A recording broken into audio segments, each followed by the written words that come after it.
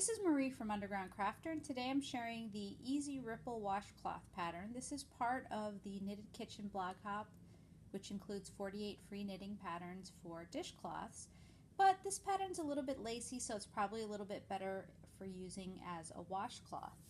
I'm using two colors of Lion Brand 24/7 cotton. Color A is Ecru, and color B is 143 Lilac.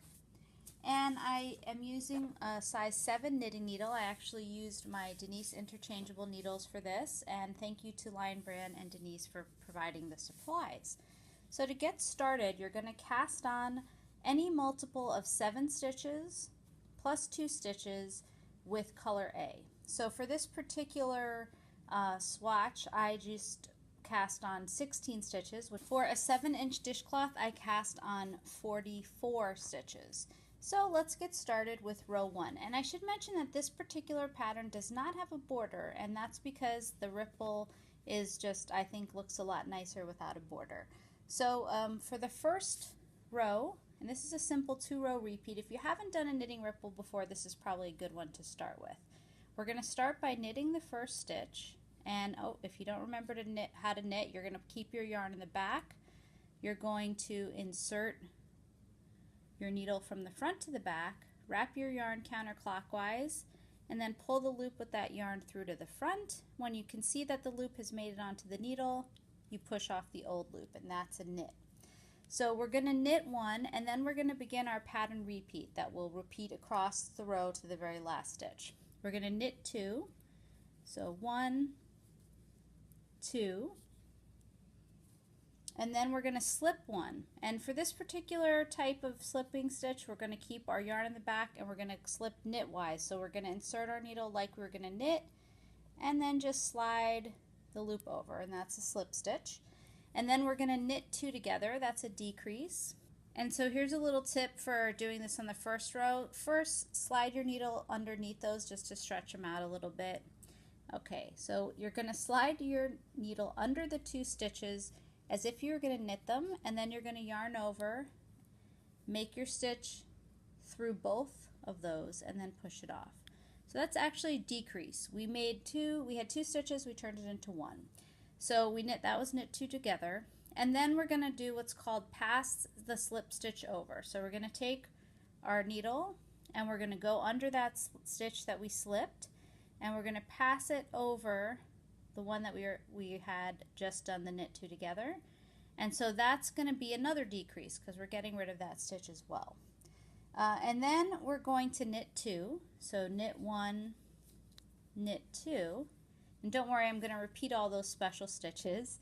And then we're going to yarn over. So we're going to wrap the yarn around counterclockwise. So that's the repeat that we're going to be doing all the way across to the end of the row. So let's repeat it one more time. We're going to knit 2.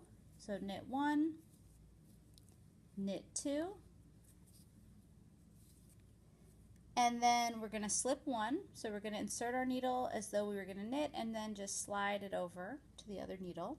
We're going to knit 2 together. So in other words, we're going to insert our needle under the next 2 stitches, wrap the yarn over as though we were knitting, and then pull the needle out through the front, and then push off those 2 stitches. Then we're going to pass the slip stitch over. So we're going to use our other needle. We're going to go back to our slip stitch and slide it over the knit 2 together stitch. And then we're going to knit 2, 1, 2, and then we're going to yarn over, which means we're going to wrap the yarn counterclockwise around the needle. And that's the repeat we're going to continue across the row doing. So it'll be knit 2, slip 1, knit 2 together, pass the slip stitch over, knit 2, and then yarn over all the way across to the last stitch, and then we're just going to knit that last stitch. So that's row 1. Row 2 is a little bit easier, so you can take a little break. So for row 2, we're going to knit the first stitch, and then we're going to repeat the following all the way across. We're going to bring the yarn to the front, and we're going to purl 6. Now if you don't remember how to purl, you're going to have the yarn in the front, you're going to insert the needle across the front, wrap the yarn counterclockwise, pull that loop to the back. Once you can see it back there, you can push off the old loop. So that's purl 1. So we're going to purl 6. So now it's going to be 2, 3, 4, 5, 6, and then we're going to wrap the yarn counterclockwise around the needle, and then we're going to purl 6. 1, 2, 3, 4, 5, 6, and then we're going to wrap the yarn over, and now we're going to bring the yarn to the back and just knit the last stitch. So that's, oops, and just knit the last stitch, and that's it, because this is just a 2-row pattern, so we're just going to repeat those 2 rows. But to make our ripple a little bit more exciting, we're going to change color, and that's not as hard as it sounds. So we're going to take our color B, and as we start our new row, which is repeating row 1, we're going to just use our color B to do that. For this particular pattern, you don't have to fasten off the yarn every row. We're going to what's called carry it up the side. So we're just going to leave the white yarn or the ecru yarn. We're going to add this new color, and we're going to repeat row 1. So we're going to knit 1, and then we're going to start our pattern repeat. We're going to knit, so we're going to knit 1, knit 2, then we're going to slip 1, then we're going to knit 2 together. So we're going to insert our needle under both of the next stitches, yarn over counterclockwise, pull the yarn through. Now it's easy to see which one is the slip stitch because it's a different color. So we're going to pass the slip stitch over, then we're going to knit 2, 1, 2, and then we're going to yarn over. And now we're going to repeat that again. So we're going to knit 2, 1, 2, we're going to slide the next stitch, or slip the next stitch, then we're going to knit 2 together. We're going to pass the slip stitch over, and then we're going to knit 2, 1, 2, and then we're going to yarn over, and then our very last stitch will be a knit 1. So that was the repeat of row 1. We're going to repeat row 2 with color A, and then I'm going to show you how to change back. So again, it's going to be a knit 1, and then it's going to be purl 6. So we'll bring the yarn to the front and then purl 1, 2, 3,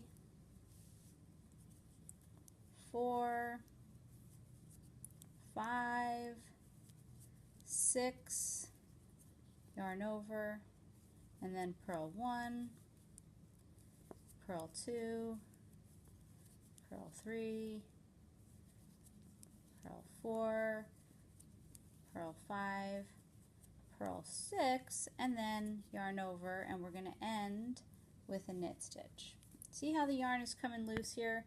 That's only going to happen at the first row of our color change, and we can just pull it back into position. And the reason I changed it every 2 rows is because at the end of every 2 rows you're going to come up to having both colors on the same side. So now you can stop using color B and you want to get color A, but make sure you're not choosing the short strand from the start, but actually the long strand from the yarn ball. And then for your first stitch, you're just going to knit like you've been doing, but instead of pulling the yarn very tight, leave a little bit of slack and it will carry along the side. So for my version, as I said, I change colors every 2 rows until it's about 6.5, close to 7 inches long. And then what I did on the last 4 rows, I did those all in color A. So I finished after a color B when it was about 6.5 inches long because my final dishcloth was 7 inches long, and then I did the last 4 rows in color A, and then I fastened off as though I was doing row A. And that's pretty much how I did my Easy Ripple washcloth. If you enjoyed this video, please subscribe on my channel so you can see the next one. Thanks so much and have a great day.